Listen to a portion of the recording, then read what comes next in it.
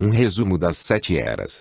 Esta mensagem foi pregada em dezembro de 1960, pelo profeta de Deus, o sétimo anjo, William Marion Branham, em Jeffersonville, Indiana, Estados Unidos da América.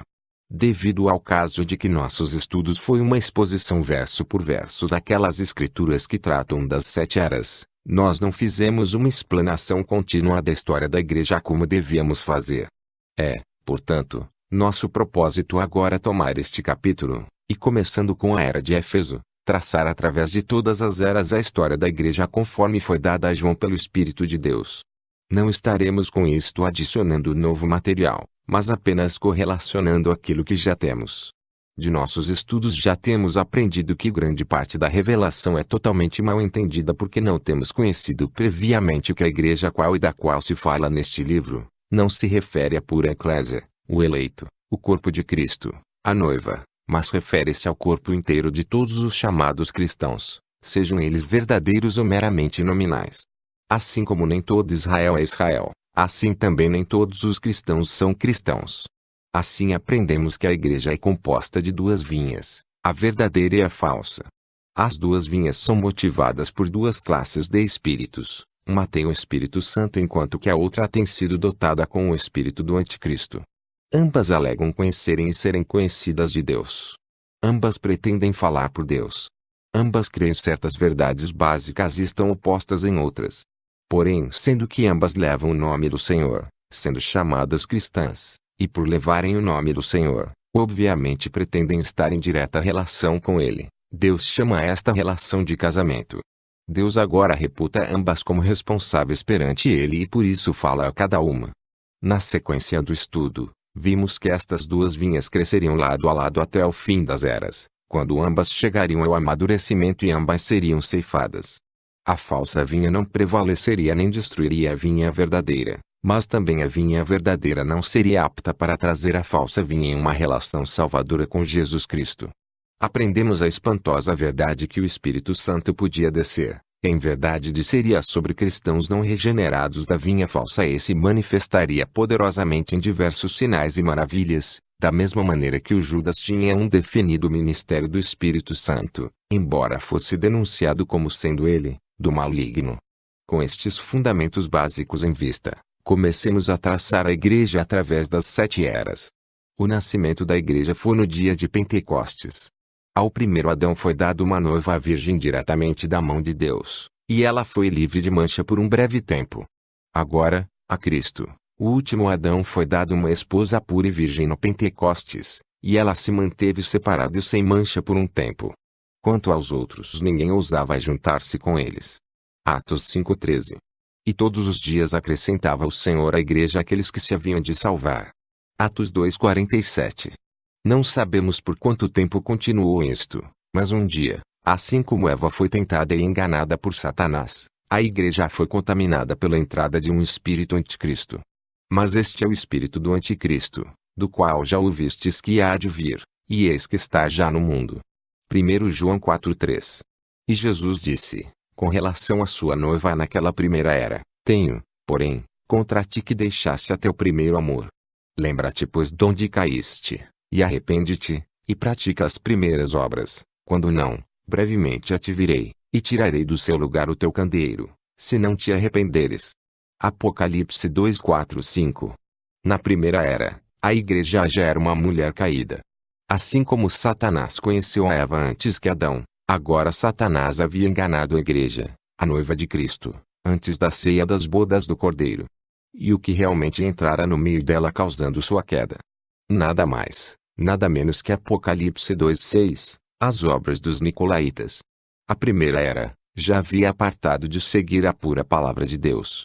Eles se voltaram contra a exigência de Deus de uma igreja completamente dependente dele, dependente inteiramente de Deus para o cumprimento de sua palavra do princípio até o fim, independentemente de governo humano, para o nicolaísmo, que é a organização de um governo humano dentro da igreja que, como todos os governos fazem, legislar sobre o povo.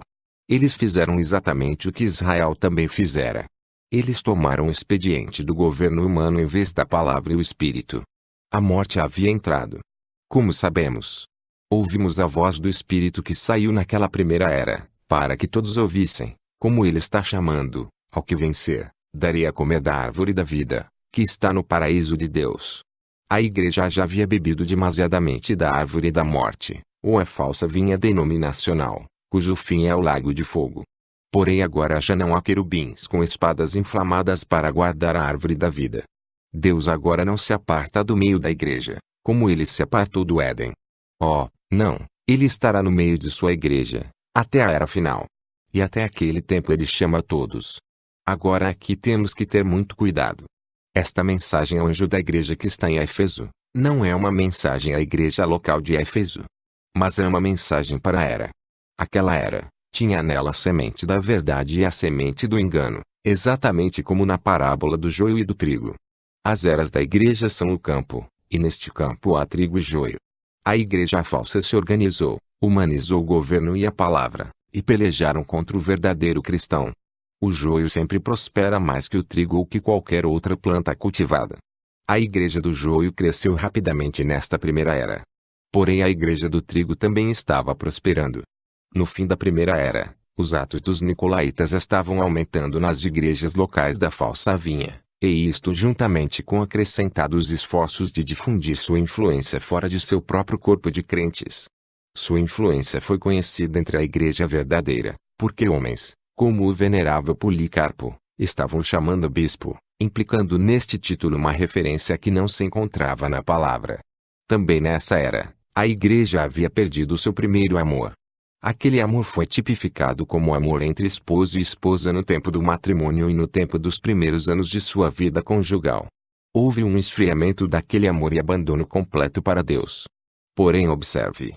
Apocalipse 2:1 descreve ao Senhor Jesus em meio de sua igreja sustentando os mensageiros em sua mão direita.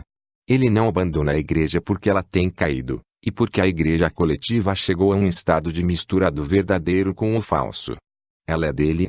E segundo Romanos 14:7-9, isto é exatamente a verdade. Porque nenhum de nós vive para si, e nenhum morre para si, porque, se vivemos para o Senhor vivemos, se morremos, para o Senhor morremos. De sorte que, ou vivamos ou morramos, somos do Senhor. Foi para isto que morreu Cristo, e tornou a viver, para ser Senhor, tanto dos mortos, como dos vivos. Romanos 14:7-9. Na cruz ele comprou ao mundo todo de pessoas. Eles são seus. Ele é o Senhor dos vivos e dos mortos, quanto ao domínio, não parentesco. E ele anda em meio daquele corpo que tem entre si a vida e a morte. O que foi semeado na primeira era, se desenrolará na segunda e progressivamente nas demais eras, até que chegue ao amadurecimento e logo à colheita. Agora na era de Esmirna, estamos sob a expectativa da história da igreja coletiva numa forma mais ampla e mais clara por meio de uma revelação do Espírito. Nesta era, de Esmirna, o ódio da falsa vinha aumenta. Através do versículo 9, vemos que se tem separado da companhia da verdadeira vinha. Se apartaram deles. Eram mentirosos. Chamavam a si mesmos do que não eram. Porém, os destruiu Deus. Não. Deixai-os até o tempo da colheita. Porém, Senhor, eles devem ser aniquilados porque estão destruindo a teu povo. Eles os estão matando. Não, deixai-os. Mas para minha noiva eu digo, sê fiel até a morte. Ama-me mais ainda. Aprendemos em termos bem precisos que esta falsa vinha, é a vinha de Satanás. Seu ajuntamento é dele, Satanás. Eles se reúnem no nome de Deus e mentem dizendo que são de Cristo. Pregam, ensinam, batizam, adoram e participam de vários ritos dados por Cristo à igreja, no entanto, não são de Deus. Mas porque dizem que são, Deus os considera responsáveis, e em cada era, ele fala deles, e a eles. Nos faz recordar a Balaão. Ele ocupava o ofício profético. Ele conhecia a maneira correta de chegar a Deus como foi demonstrado no sacrifício dos animais limpos. No entanto, ele não foi um verdadeiro profeta da palavra porque quando Deus lhe disse que não fosse honrar a Balaque com sua presença, ele de todos os modos buscou a maneira de ir porque foi motivado por seu desejo de ouro e prestígio. Então Deus lhe deixou ir. A perfeita vontade de Deus deu lugar à vontade permissiva de Deus por causa do desejo do coração de Balaão. Deus disse claramente, vá. Mudou Deus seu modo de pensar? Não, Senhor. Deus alcançara sua vontade apesar da ida de Balaão. Balaão não anulou a vontade de Deus. Não obstante, Deus tinha sua maneira. Foi Balaão quem saiu perdendo porque ele passou por alto a palavra. E hoje em dia temos a mesma coisa. Mulheres pregadoras, organizações, doutrinas falsas, etc. E as pessoas adorando a Deus, manifestando no Espírito, e seguindo adiante como fez Balaão, clamando que Deus lhes tem falado mesmo quando a comissão que tem recebido é contrária à palavra revelada. E eu não nego que Deus lhes tem falado. Porém é exatamente como quando ele falou a Balaão pela segunda vez. Assim como ele sabia que Balaão queria o desejo de seu próprio coração mais que a palavra, e concedeu-lhe ainda que no fim ele teria sua própria vontade, também hoje em dia Deus diz às pessoas que prossigam com o desejo de seus corações, porque já têm rejeitado a palavra. Porém, apesar de tudo, a vontade de Deus se cumprirá. Amém. Oxalá possa você ver isso. Não somente esclarecerá muito do que se tem visto através das eras, mas nos ajudará especialmente nesta última era, quando temos grande quantidade de manifestações externas, mesmo quando a época inteira está oposta à vontade revelada pela palavra de Deus. Se sempre uma era tenha recebido uma mensagem forte e clara, esta era também recebeu. Foi aquela verdade do Antigo Testamento: o filho da serva afligirá o filho da mulher livre até que o filho da serva seja lançado fora. Isso nos dá a conhecer que o ódio e a blasfêmia de Satanás contra o verdadeiro cristão virá através de um grupo de cristãos nominais, falsos cristãos, e isto prosperará até que Deus desenraize esta falsa vinha no fim da era de Laodiceia. A terceira era revelou pelo espírito de profecia que a igreja mundana aceitaria o nicolaísmo como uma doutrina. A separação entre o clero e os leigos cresceu a partir da bíblica verdade dos anciãos, pastores de rebanhos locais, governando o rebanho por meio da palavra até chegar aos atos dos nicolaítas, situação na qual o clero se colocou em graus de dignidade, um sobre o outro, fórmula sem nenhum fundamento nas escrituras, logo se transformou num sacerdócio que colocava o clero entre Deus e o homem, concedendo ao clero certos direitos enquanto ao mesmo tempo negava aos leigos os direitos que Deus lhes havia dado. Isso foi usurpação. Nesta era, chegou a ser uma doutrina. Foi estabelecido na igreja como se fosse a palavra de Deus, na verdade não sendo. Mas o próprio clero chamava esta doutrina de a palavra de Deus, sendo na verdade uma doutrina anticristo. Sendo que o governo humano não é nada menos que política, a igreja chegou a estar misturada na política. Este enredo foi grato a um ditador, imperador que uniu a política da igreja com a política do Estado e pela força estabeleceu a falsa igreja, a falsa religião de Satanás, como a religião verdadeira. E por meio de distintos editos de muitos imperadores, encontramos a falsa igreja revestida de poder do Estado, destruindo a verdadeira vinha mais avidamente. É comovente dizer que a verdadeira vinha não estava totalmente imune desta doutrina. Com isso não quero dizer que a verdadeira vinha haja estabelecido em alguma ocasião as ideias nicolaítas como uma doutrina. Não foi assim. Mas aquele germe de morte continuou sugando a vida da verdadeira vinha com a esperança de que algum dia caísse. Mesmo dentro da verdadeira igreja, homens que Deus tinha escolhido para guias estavam aceitando aquele título com um significado um pouco mais amplo que apenas responsabilidade local. Não existia o entendimento claro de Paulo na igreja neste tempo. Porque Paulo havia dito: "E glorificaram a Deus em mim." Não importava o quanto Paulo tinha autoridade, ele sempre mantinha o povo olhando para Deus, de quem emana toda a autoridade. Mas o clero estava sempre buscando divina liderança humana, dando assim honra a quem não é devida. Encontramos a igreja verdadeira manchada com o humanismo.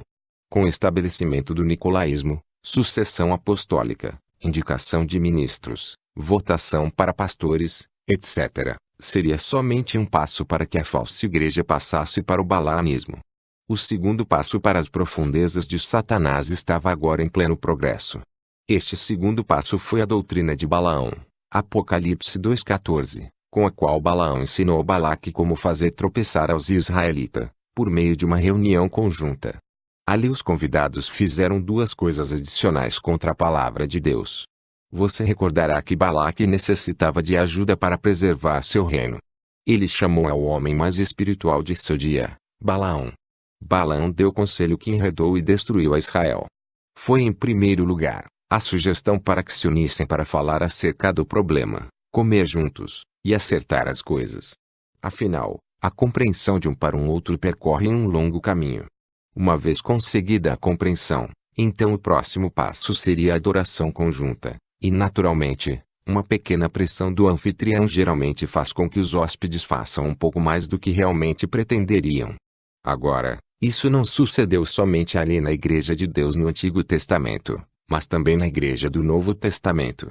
Porque houve um imperador que, como Balaque, necessitava de ajuda para assegurar seu império. Constantino convidou aos cristãos nominais, a primeira igreja cristã de Roma, para que lhe ajudasse a submeter os cristãos, sendo que era um corpo muito numeroso. O resultado foi o Concílio de Nicéia do ano 325. Ali se congregaram os cristãos nominais e os cristãos verdadeiros, de acordo com o convite de Constantino. Os cristãos verdadeiros não tinham nem mesmo que ir ali. Apesar de tudo que Constantino pudesse fazer para uni-los, os crentes reais sabiam que eles estavam deslocados ali e saíram. Mas para aqueles que permaneceram, Constantino deu do tesouro estatal com força física e política. O povo foi introduzido à adoração de ídolos e espiritualismo, e estátuas com nomes de santos foram colocadas nos edifícios e ao povo foi ensinado comungar com os mortos, orar para os santos, o que não é nada menos do que espiritualismo. Em lugar do alimento que o homem verdadeiramente necessita, que é a palavra de Deus, foi dado a eles credos e dogmas e rituais que foram também feitos cumprir pelo Estado, e culminando tudo isto foi dado ao povo 3 deuses com o nome tríplice composto do único Deus verdadeiro, e o batismo nas águas no nome do Senhor Jesus Cristo, foi posto a um lado para dar lugar ao batismo pagão em 3 títulos. Os crentes verdadeiros não deveriam haver ido. Porém haviam se distanciado muito da verdade, e agora também eles perderiam o entendimento da divindade e aceitariam os títulos em vez do nome para o batismo. Agora, examine esta doutrina de Balaão mais cuidadosamente. Note acima de tudo que é manobra deliberada de um clero corrupto tratando de trazer o povo a si mesmo, guiando deliberadamente ao pecado da incredulidade.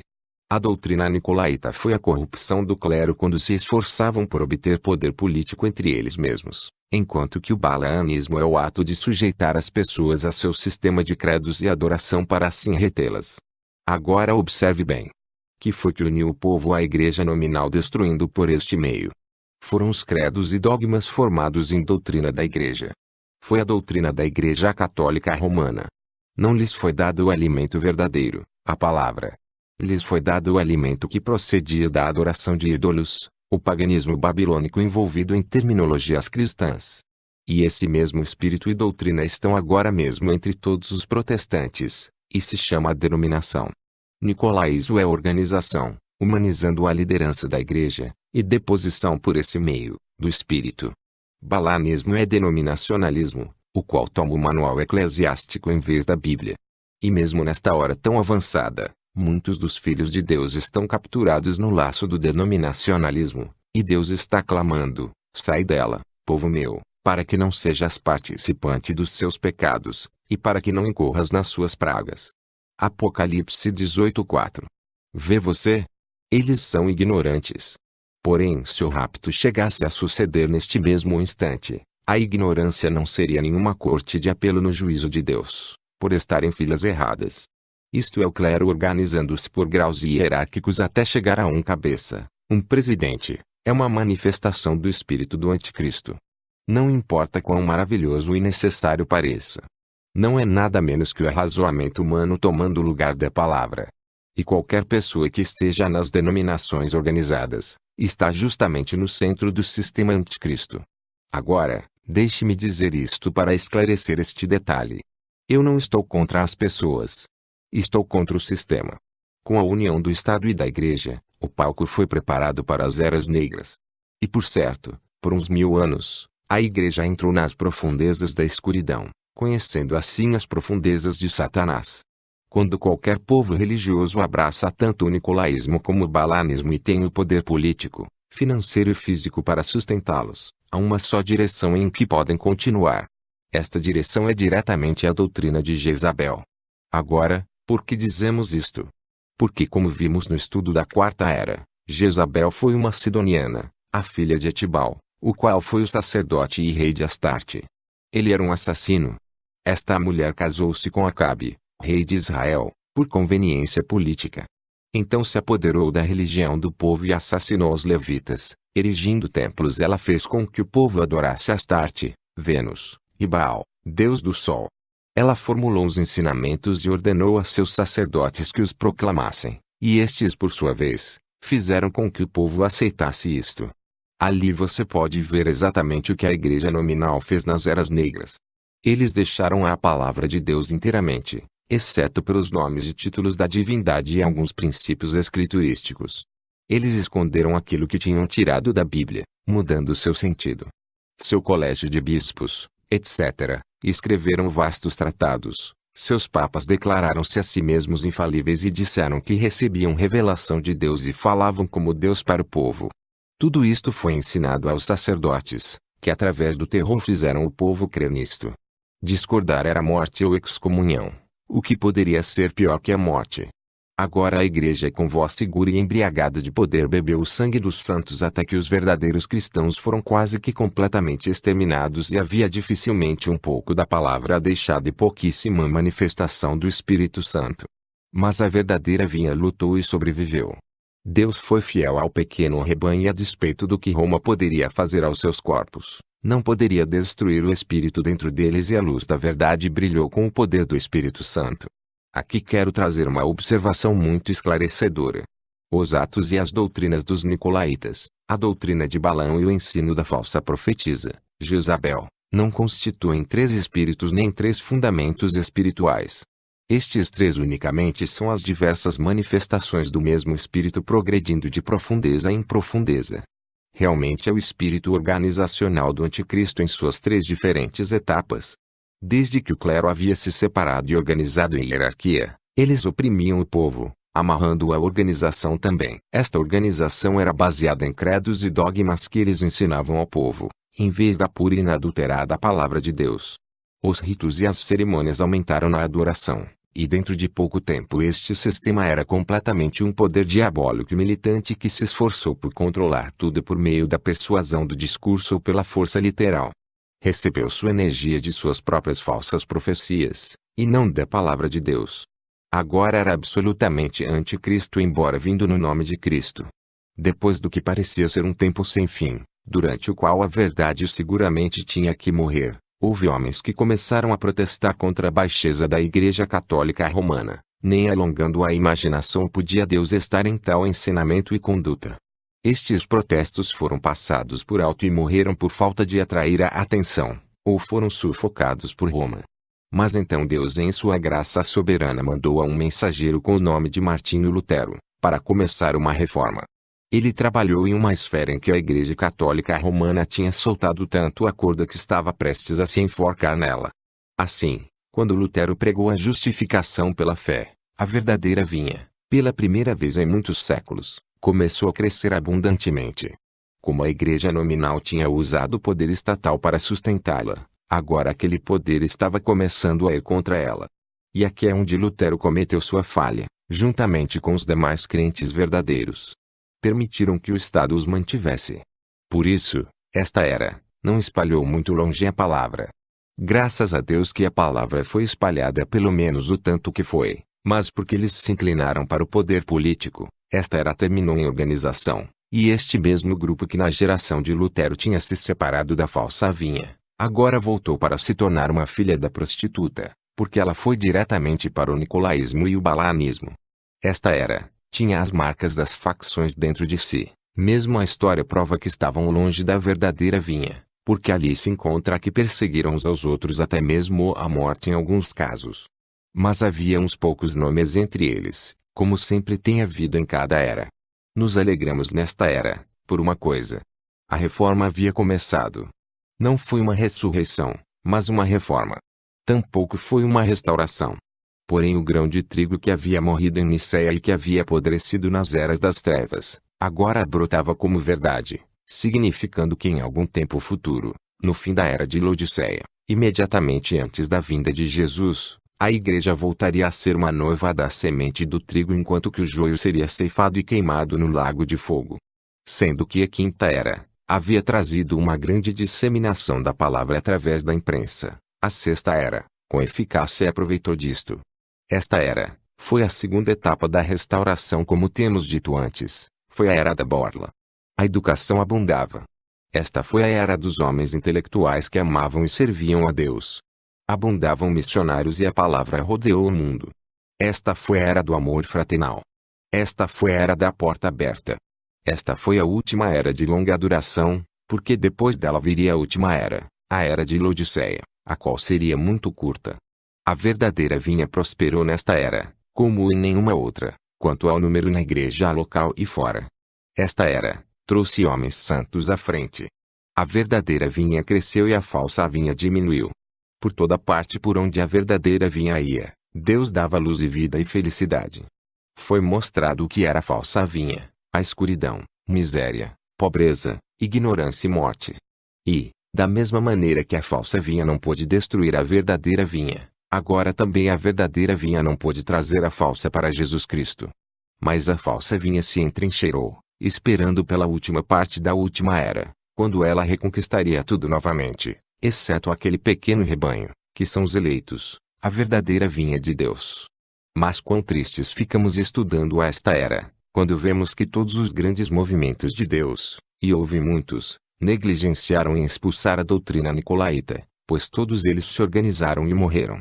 Então, eles foram para o denominacionalismo para manter os mortos espirituais em pastos sem alimento. Eles não o sabiam, mas cada grupo foi manchando com o mesmo engano, e quando o fogo do reavivamento queimou com menos intensidade, logo surgiu o denominacionalismo e a organização. Eles eram apenas cristãos nominais em cada uma destas organizações, clamando com a mesma segurança que a Igreja Católica Romana, dizendo que somente eles estavam certos e todos os outros errados. O palco estava completamente armado para que as filhas voltassem para casa nesta última era, voltassem a Roma, sob a galinha mãe. E assim chegamos à última era, a era de Laodiceia. Esta é nossa era. Sabemos que é a última era porque os judeus estão de novo na Palestina. Não importa como chegaram ali, eles estão ali. E este é o tempo da colheita. Mas antes que possa haver uma colheita ali, tem que haver amadurecimento, um amadurecimento de ambas as vinhas. A era luterana foi a primavera. A era wesleyana foi o tempo do verão de crescimento. A era laodiceana é o tempo da colheita, quando se ajunta o joio para queimá-lo, e o armazenamento do trigo para o Senhor. Tempo de ceifa. Tem notado você que no tempo da colheita, há uma aceleração no amadurecimento, e consequentemente uma diminuição no crescimento até ao ponto em que não cresce mais. Não é exatamente o que estamos vendo nestes dias. A falsa vinha está perdendo multidões para os comunistas e vários outros tipos de crenças. Seus números não estão aumentando como eles querem que pensemos. Seu domínio sobre o povo não é mais o que costumava ser, e em muitos casos, o ir à igreja é apenas um espetáculo. E a verdadeira vinha? Que acontece com ela? Está crescendo. Onde estão aquelas enormes quantidades de pessoas que compareciam aos reavivamentos e respondiam às chamadas de altar?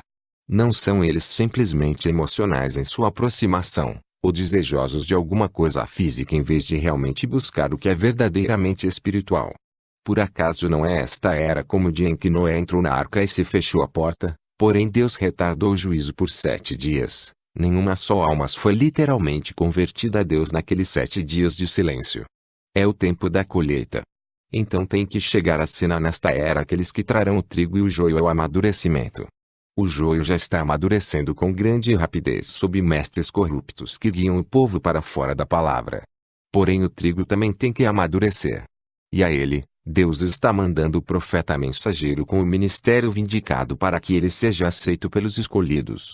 Eles o escutaram assim como a primeira igreja escutou a Paulo, e amadurecerão na palavra até chegar a ser a noiva da palavra, e as poderosas obras serão encontradas nela, as quais sempre acompanham a palavra pura e a fé.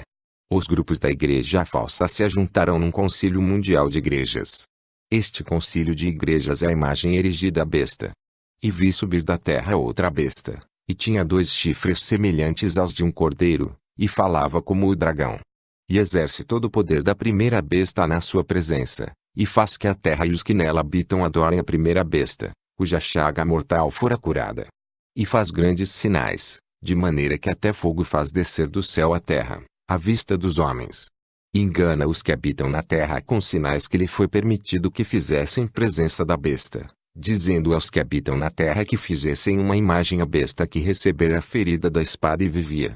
E foi-lhe concedido que desse espírito à imagem da besta, para que também a imagem da besta falasse, e fizesse que fossem mortos todos os que não adorassem a imagem da besta, e faz que a todos, pequenos e grandes, ricos e pobres, livres e servos, lhes seja posto um sinal na sua mão direita, ou nas suas testas, para que ninguém possa comprar ou vender senão aquele que tiver o sinal, ou o nome da besta, ou o número do seu nome. Aqui há sabedoria. Aquele que tem entendimento calcule o número da besta, porque é o número de um homem, e o seu número é 666. Apocalipse 13, 11 e 18. Agora, recorde, foi a pagã Roma imperial que caiu pela espada. Porém foi curada de sua chaga de morte quando se uniu com a igreja cristã nominal de Roma, e incorporou o paganismo ao cristianismo, e nisso chegou a ser o Santo Império Romano, o qual haveria de permanecer até que viesse Jesus para destruí-lo. Porém Roma não está lutando só. Suas filhas estão ao seu lado, e ela obterá autoridade absoluta por meio do Concílio Mundial de Igrejas. Isto pode parecer muito imaginário para muitos, mas realmente é muito simples de ver. Porque mesmo agora, as igrejas estão controlando a política e no tempo oportuno manifestarão precisamente quão grande é aquele controle. Este movimento ecumênico terminará com Roma sendo a cabeça, embora o povo não veja isto deste modo. Isto é correto porque em Apocalipse 17:3-6, a palavra diz que a prostituta, mistério babilônico, está assentada sobre a besta. Ela está controlando o último, ou seja, o quarto império. Esta igreja romana o está fazendo. Com o sistema mundial de igrejas sob seu domínio, Roma tomará o controle, e esta imagem, o sistema de igrejas, será obediente a Roma, porque Roma controla o ouro do mundo. Então, todo o povo tem que pertencer ao sistema mundial de igrejas ou estar ao sabor da sorte, porque não poderão comprar nem vender sem a marca da besta na mão ou na testa. A marca na testa significa que terão que aceitar a doutrina do sistema mundial de igrejas, o qual é trinitarianismo, etc. E a marca na mão significa cumprir a vontade da Igreja Mundial. Com este grande poder, os sistemas da Igreja perseguirão a noiva verdadeira. Esta imagem tratará de proibir que a noiva pregue e ensine, etc. Seus ministros serão proibidos de dar conforto e verdade aos que necessitam deles.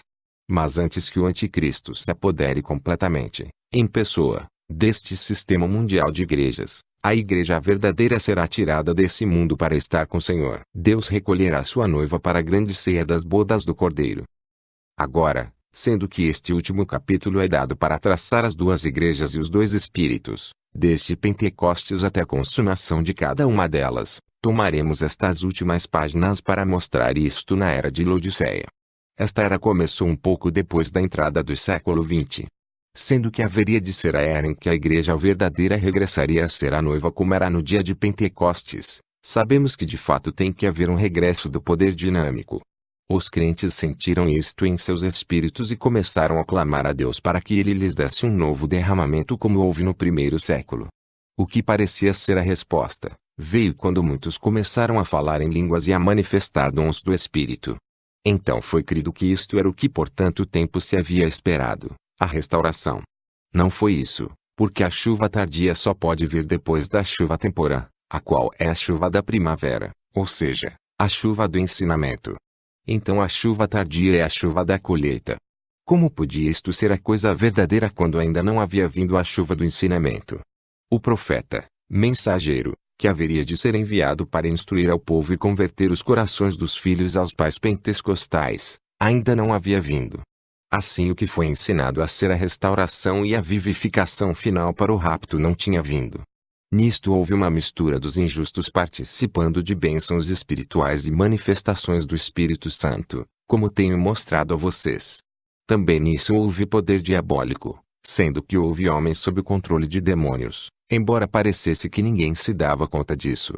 E logo, para provar que isto não era o verdadeiro, estas pessoas, mesmo antes que uma segunda geração tivesse surgido, organizaram-se e escreveram as suas doutrinas não baseadas nas Escrituras, e edificaram seus muros assim como fez cada grupo anteriormente.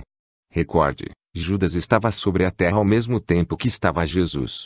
Cada um deles veio de um espírito diferente, e com a morte cada um foi para o seu próprio lugar. O espírito de Cristo mais tarde veio sobre a verdadeira igreja, e o espírito de Judas veio sobre a falsa igreja. Está exatamente ali em Apocalipse 6:1-8. E, havendo o cordeiro aberto um dos selos, olhei, e ouvi um dos 4 animais, que dizia como em voz de trovão: Vem e vê. E olhei, e eis um cavalo branco, e o que estava assentado sobre ele tinha um arco, e foi-lhe dado uma coroa, e saiu vitorioso, e para vencer. E, havendo aberto o segundo selo, ouvi o segundo animal, dizendo: Vem e vê. E saiu outro cavalo, vermelho, e ao que estava assentado sobre ele foi dado que tirasse a paz da terra, e que se matassem uns aos outros, e foi-lhe dado uma grande espada. E, havendo aberto o terceiro selo, ouvi dizer ao terceiro animal: Vem, e vê. E olhei e eis um cavalo preto e o que sobre ele estava assentado tinha uma balança na mão. E ouvi uma voz do meio dos 4 animais, que dizia: Uma medida de trigo por um dinheiro, e 3 medidas de cevada por um dinheiro, e não danifiqueis o azeite e o vinho. E havendo aberto o quarto selo, ouvi a voz do 4º animal, que dizia: Vem e vê. E olhei, e eis um cavalo amarelo, e o que estava assentado sobre ele tinha por nome Morte, e o inferno seguia, e foi-lhes dado poder para matar a 4ª parte da terra, com espada e com fome, e com peste, e com as feras da terra. Pode ver você como aquele espírito de Judas, espírito de Satanás, regressou como um cavalo branco. Foi branco. Tão semelhante ao real, como Judas estava próximo de Jesus. Lhe foi dada uma coroa, ao cavaleiro do cavalo branco. Como? Aquele espírito agora estava no líder do sistema nicolaíta, e ele era o Papa com uma tríplice coroa que se assentava como Deus em seu templo, chamando a si mesmo de vigário de Cristo. Se vigário de Cristo quer dizer em lugar de Cristo, ou em lugar de, ou como representante de Deus, então o Papa estava chamando a si mesmo de Espírito Santo, ou depondo o Espírito Santo, agindo por ele. Isto era o espírito de Judas agindo nele. Veja como ele conquistou, indo para frente conquistando e para conquistar. Cristo não fez isto. Todos os que vieram a ele já estavam predestinados pelo Pai. E assim continuou aquele espírito e algum dia literalmente chegará a encarnar-se num homem que encabeçará todo o concílio mundial de igrejas, exatamente como estivemos dizendo. E pelo seu ouro, recorde que Judas guardava a bolsa, ele controlará a todo mundo, e aquele sistema anticristo dominará tudo e tentará controlar todas as pessoas. Mas Jesus voltará e destruirá todos eles com o fulgor de sua vinda e o fim deles será o lago de fogo. Mas, e a verdadeira semente? Acontecerá justamente como estivemos dizendo. O povo de Deus está se aprontando pela palavra da verdade que vem pelo mensageiro desta era. Nele estará a plenitude do Pentecostes porque o Espírito trará de novo o povo justamente de volta para o ponto em que estava no princípio. Isto é, assim diz o Senhor. É o assim diz o Senhor porque isso é o que Joel 2:23-26 diz. E vós, filhos de Sião, regozijai-vos e alegrai-vos no Senhor vosso Deus. Porque ele vos dará ensinador de justiça, e fará descer a chuva, a temporã e a seródia, no primeiro mês. E as eiras se encherão de trigo, e os lagares transbordarão de mosto de óleo. E restituir-vos-ei os anos que foram consumidos pelo gafanhoto, a locusta, e o pulgão e a aruga, o meu grande exército que enviei contra vós. E comereis abundantemente e ficareis satisfeitos e louvareis o nome do Senhor vosso Deus, que procedeu para convosco maravilhosamente, e o meu povo não será mais envergonhado. Ora, é dito que Deus irá restaurar. A era luterana não restaurou a igreja, mas iniciou uma reforma. A era wesleyana não restaurou. A era pentecostal não restaurou. Mas Deus tem que restaurar porque não pode negar sua palavra. Isto não é a ressurreição da igreja, é a restauração. Deus levará a igreja de novo ao Pentecostes como no princípio. Agora, note no verso 25, onde nos diz por que necessitamos desta restauração. A locusta, o pulgão, a aruga, e o gafanhoto têm comido tudo exceto a raiz e uma pequena parte do tronco. Agora é dito que todos estes insetos são mesmo em diferentes etapas. Isso é correto. São o espírito do anticristo manifestado na organização, na denominação e na falsa doutrina através das eras. E aquele tronco e aquela pobre raiz serão restaurados. Deus não vai plantar uma nova igreja, mas vai trazer sua plantação original de volta para a semente original. Ele está fazendo isto, conforme é afirmado no verso 23, pela chuva de ensinamento ou temporã. Em seguida virá a chuva da colheita ou fé para o rapto. Assim, neste exato momento estamos no completo cumprimento de Mateus 24:24, porque surgirão falsos cristos e falsos profetas, e farão tão grandes sinais e prodígios que, se possível fora, enganariam até os escolhidos. E quem são os que se esforçarão por enganar aos escolhidos? O espírito do anticristo nos falsos ungidos destes últimos dias. Estes seres falsos já têm vindo no nome de Jesus, clamando que têm sido ungidos por Deus para os últimos dias. Eles são os falsos messias, seres ungidos. Eles clamam que são profetas. Porém, eles têm a palavra, nunca. Eles adicionam aqui e tiram ali. Ninguém pode negar que o Espírito de Deus manifesta sem dons sobre eles. Mas, como Balaão, eles têm seus programas, fazem apelo por dinheiro, exercitam os dons, mas negam a palavra ou contornam-na por medo que uma controvérsia diminua suas oportunidades de maiores lucros. No entanto, pregam salvação e livramento através do poder de Deus, exatamente como Judas tinha um ministério por Cristo. Mas pelo fato deles serem semente errada, consequentemente, eles têm um espírito errado motivando-os. Religiosos. Eles suplantam os eleitos em esforço e zelo, mas o zelo de Laodiceia, não o de Cristo, porque busca grandes multidões, grandes programas e sinais espantosos entre eles. Pregam a segunda vinda de Cristo, porém negam a vinda do profeta mensageiro, embora em poder e sinais e verdadeira revelação este suplante a todos. Sim, este espírito falso que nos últimos dias é tão semelhante ao verdadeiro, somente pode ser conhecido por seu desvio da palavra, e quando se descobre que é anti-palavra, sempre regressa ao argumento que já explicamos como falso. Nós estamos tendo resultados, não estamos. Então Deus deve estar conosco. Agora, antes de terminar, quero trazer este pensamento. Todo o tempo temos estado falando acerca de que a semente de trigo foi semeada. Logo saíram duas folhinhas, logo a borla. E finalmente o trigo. Poderia causar alguma maravilha para alguns que poderiam supor que dizendo isto, estamos afirmando que os luteranos não tinham o Espírito Santo apenas porque eles tinham somente a justificação. Poderiam pensar o mesmo a respeito dos metodistas, etc. Não, senhor, nós não estamos dizendo isto. Não estamos falando dos indivíduos, ou seja do povo, mas da era. Lutero teve o Espírito de Deus, mas sua era não foi a era da restauração completa por meio de outro derramamento como no princípio. Foi o mesmo com Wesley, Bolt, Knox, Whitefield, Brainerd, Jonathan, Edwards, Miller, etc. Com certeza eles foram homens cheios do Espírito Santo. Sim, eles certamente foram. Porém a época em que cada um viveu não foi a era da restauração, nem tampouco foi nenhuma outra era, mas esta última era. A era da completa escuridão da apostasia. Esta é a era da apostasia, e esta é a era da restauração, é a era do fim do ciclo. Com esta era, tudo se acaba. E assim concluímos as 7 eras da igreja, dizendo somente o que o Espírito disse a cada era. Aquele que tem ouvidos, ouça o que o Espírito diz às igrejas.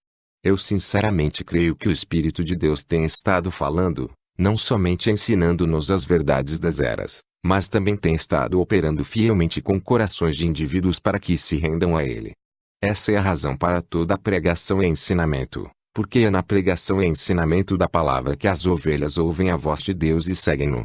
Nem por um momento eu trago uma mensagem para que o povo me siga ou venha a se unir à minha igreja, ou comece outra organização. Jamais fiz isto e não o farei agora.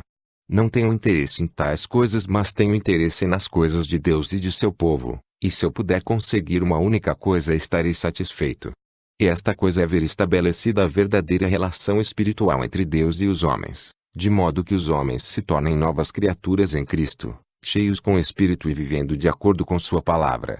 Eu convido, suplico, e aviso a todos para que ouçam sua voz neste tempo e entreguem suas vidas completamente a Ele, da mesma maneira que confio que tenho entregado meu tudo para Ele. Que Deus te abençoe e possa sua vinda trazer grande júbilo ao seu coração. Amém.